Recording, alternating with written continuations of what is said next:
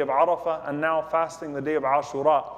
The blessings that we learn from the Prophet ﷺ and the blessings that are given to us through some of the authentic narrations of the pious predecessors will not be able to encapsulate some of the things that perhaps we don't even know about these days, and some of the hidden blessings that Allah subhanahu wa ta'ala would, bi'idhnillah, envelope us in, embrace us in through His infinite mercy subhanahu wa ta'ala.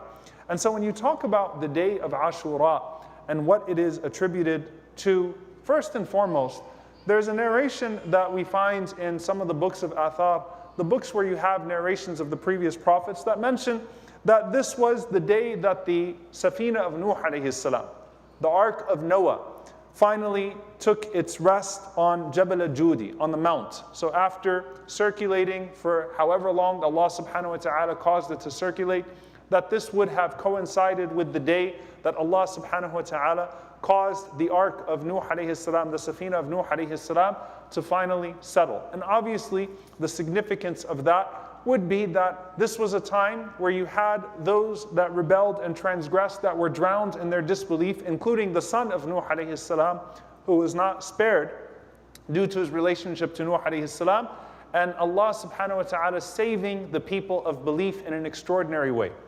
And so of course there's a connection of that to what is the authentically narrated hadith in multiple books that is the main cause of us fasting this day.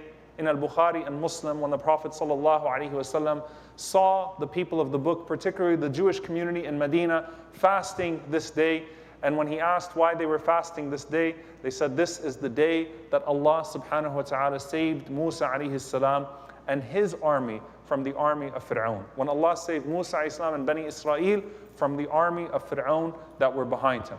So there's a connection there between Musa alayhi salam and the believers being saved as a community to what could perhaps also be a day in which Allah subhanahu wa ta'ala saved humanity from the depths and the darkness of disbelief. And of course, what comes after that day often becomes revived in historical debates, and what that refers to, the istishhad of Al-Hussein radiyallahu ta'ala anhu, the martyrdom of the grandson of the Prophet sallallahu alaihi wasallam, one of the two masters of the youth of paradise, and the sadness of his murder, but the joy of his istishhad, of his martyrdom. And what we take from that, of course, is what Allah subhanahu wa ta'ala teaches us about Ashab al-Ukhdud, about the people of the ditch. ذَلِكَ الْفَوْزُ الْكَبِيرُ, that it was success.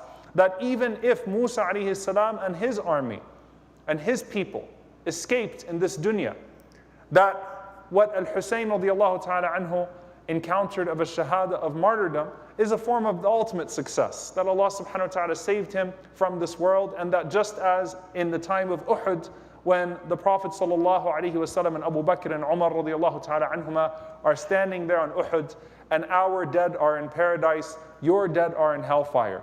True victory belongs with Allah subhanahu wa ta'ala.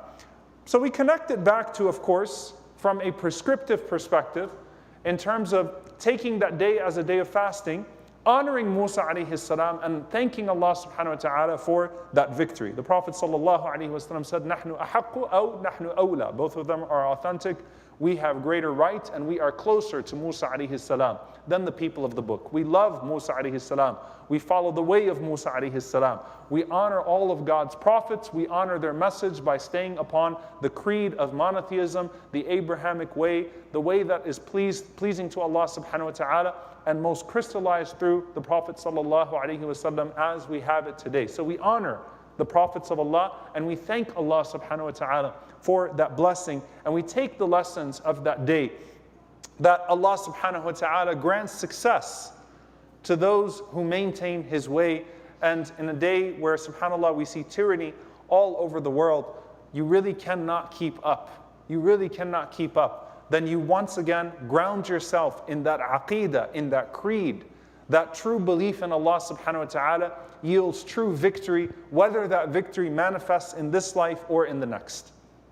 We base ourselves, ground ourselves in that creed, certainly.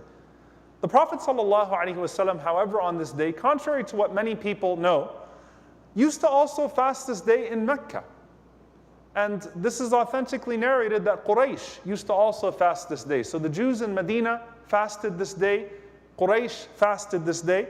And the ulama mentioned some reasons for this, that just as some of the remnants of the Hajj, the way of Ibrahim alayhi salam, remains amongst the people of Mecca, and they had some adat, some traditions that they held on to that would have coincided with the truth, that this could possibly be one of those things. Just as, for example, when we talk about Ashura, aligning with incidents in the past as well. When Allah subhanahu wa ta'ala allowed for the 10 days of Moses, the 10 days of Musa alayhi salam, atmamnahu ashra, that we completed, tamma miqatu rabbi, he completed the period with his Lord by adding 10 days, that coincided with the 10 days of Dhul Hijjah, the first 10 days of Dhul Hijjah. It could also be that there was a remnant of that there was something left over that guides people to the truth. And so the Prophet ﷺ used to fast that day, even in Mecca, which is authentically narrated. Now, what do we take from this, from how we approach this day? How are we supposed to act on this day, and how seriously should we take the fast? Ibn Abbas radiallahu ta'ala anhuma, he says, ما رأيت النبي صلى الله عليه وسلم يتحرى صيام يوم فضله على غيره إلا هذا اليوم. I have not seen a day that the Prophet ﷺ singled out and took more seriously than this day, يوم عاشوراء, this day of Ashura, وهذا الشهر, and this month, meaning the best month after Ramadan for fasting is what? Muharram. This is the best month after the month of Ramadan for fasting, voluntary fasts. And subhanAllah, the day of Ashura comes on the 10th, on Wednesday. It always comes on the 10th. It comes on Wednesday this year. And then you have Thursday, which is also a day of sunnah fasting for those that would like to do so, bi'idhnillahi ta'ala. And then you get into, very quickly, Ayyam al-Bid, the white days, the middle days of the month, which also, inshallah ta'ala, are days that we could take as days of fasting. So it is the most blessed month of fasting, and this is the most blessed day. To the point that Ibn Abbas radiallahu ta'ala anhuma, some of the tabi'een, they said to them, عَجَبًا لَكُمْ يَا أَصْحَابَ رَسُولِ اللَّهِ, how strange are you, O companions of the Messenger of Allah sallallahu alayhi wasallam. You fast this day even when you travel. You fast the day even when you travel.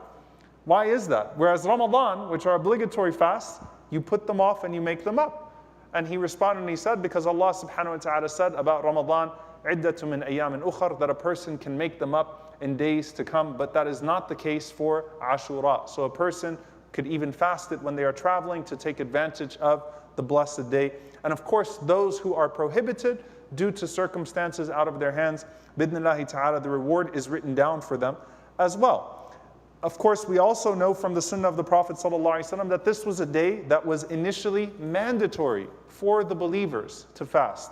And then the Prophet ﷺ made it voluntary with the obligation of Ramadan. قال عليه الصلاة والسلام هذا يوم من أيام الله. This is one of the days of Allah. فَمَنْ شَاءَ صَامَهُ وَمَنْ شَاءَ تَرَكَهُ. Whoever wishes to fast it can do so, and whoever wishes not to fast can do so. And we know, lastly, that the Prophet ﷺ, of course, in regards to Siyam, he alayhi salatu wasalam said that if he lived another year, he would add the 9th day to the day of the 10th. He would fast both the 9th and the 10th. And one of the reasons that the ulama mentioned, one of them, of course, to distinguish ourselves from the people of the book. Another one, خَشْيَةَ نَقْصِ الْهِلَالِ. Imam al-Nawawi rahimahullah says, in case the hilal, the sighting was off. And we know that this year, by the way, some are fasting on Thursday, some are fasting on Wednesday. So perhaps it is an opportunity, bidnillahi ta'ala, to fast both Wednesday and Thursday to make sure that Allah subhanahu wa ta'ala counts that day for you and that you reach that day. وَقَالَ عَلَيْهِ الصَّلَاةُ وَالسَّلَامُ إِنِّي أَحْتَسِبُ عَلَى اللَّهِ أَنْ يُكَفِّرَ السَّنَةَ الَّتِي قَبْلَهُ. I seek from Allah subhanahu wa ta'ala that this day will expiate all of the sins of the previous years. How beautiful is that? Now what I want to transition to, inshallah ta'ala, in conclusion to this. In general, a day of fasting should be honored with good deeds. In general, a day of fasting should be honored with sadaqah, should be honored with charity. Should be honored, if you can, with praying janazah if there's a janazah to pray and following the janazah. Should be honored with visiting the sick if you can visit the sick. This is a general day of fasting. It should be infused with good deeds and deprived of sins that would take away the blessings. So of course, a day that is the most preferred day of the most preferred days to fast after Ramadan, how will you honor that fast? And so you find some of the narrations. One narration, which is in Ibn Abd al-Barr and al-Bayhaqi, and it is disputed in its authenticity, and I have no care to go into that dispute on the minbar. There have been entire books written about this, but just to say that some of the scholars considered it authentic, others did not, that the Prophet ﷺ said, "Man wassa'a ala nafsihi wa ahlihi yawma Ashura, wassa'a Allahu alayhi sa'ira sanatihi." That whoever spends generously on their family, on themselves and on their family on that day, in sadaqah, Allah will be generous to that person, will spend upon that person for the entire year. Which is very interesting. And again, it's narrated in Shu'ab al-Iman, Ibn Abd al-Barr. Many of the scholars of the Sunnah, they spoke about this narration, and one of the proofs that they mentioned were that the narrators of the hadith itself said, "Jarrabnahu fawajadnahu kadhalik," that we have practiced this and we have found that reward from Allah subhanahu wa ta'ala. Al-Hafidh ibn Rajab rahimahullah ta'ala, he narrates that Imam Ahmad rahimahullah said he heard Sufyan ibn Uyayna rahimahullah, who is not a sahabi, but who's one of the tabi'een, say, "Jarrabnahu mundu 50 sana aw 60 sana, fama ra'ayna illa khayra," that we have practiced this for 50 or 60 years, and we only found good from Allah subhanahu wa ta'ala. That as we gave in sadaqah, spent in sadaqah, in charity, and the best of charity to spend on is your family, that Allah subhanahu wa ta'ala would increase that for you, and that Allah subhanahu wa ta'ala would spend on you, would reciprocate that generosity for the year as well. Again, whether or not it is specific as this or not, mark the day with ibadah, mark the day with worship, mark the day with charity. وَلَئِن شَكَرْتُمْ لَأَزِيدَنَّكُمْ. It is a day of gratitude, and if you are grateful, I will increase you. It is not the day of Arafah, which is marked by a day of dua, but it is a day that is legislated in the spirit of gratitude to Allah subhanahu wa ta'ala. اعملوا آل داود شكرا. So work, just like the family of Dawood alayhi salam was commanded to work. Work deeds of gratitude on that day. Give sadaqah on that day. Make dua that day, of course. Do the deeds that would infuse your fast with barakah, with blessing and pleasure of Allah subhanahu wa ta'ala.